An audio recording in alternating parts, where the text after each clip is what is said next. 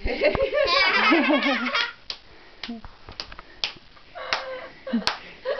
ще стане старо.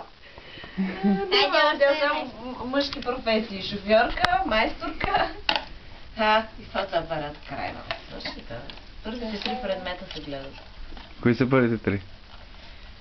Количка, гребен и отвертка. Първо тръгна да взима... Което е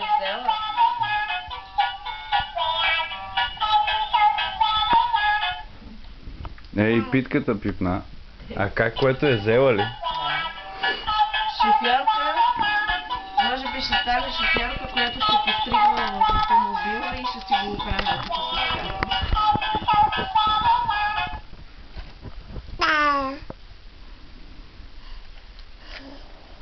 Не, защото питката отиде на тази страна.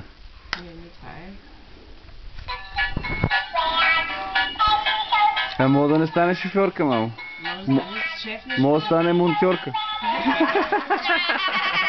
Та отвертка.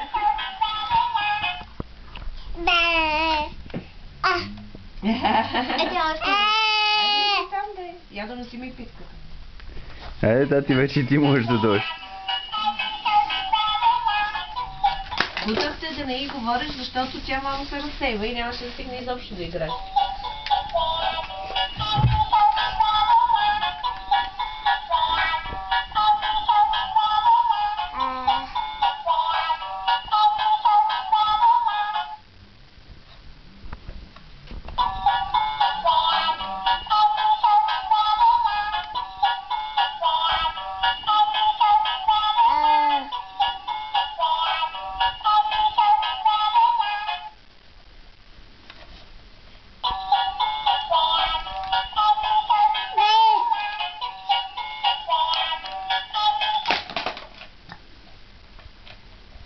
Така ще го чупиш.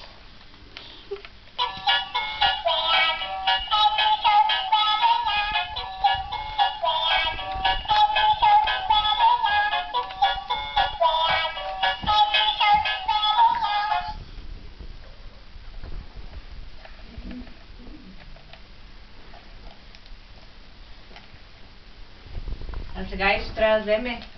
Къде отиде питката? Питката и да ти чискаш. Кой трябва? Какво трябва? Сега трябва да вземе питката и да ти чискаш. Искаш ли ти сюда? Що? Хайде, за да тича Дара и да не се спъва. Айде, тичи. Аз тичам за тебе. Тичи.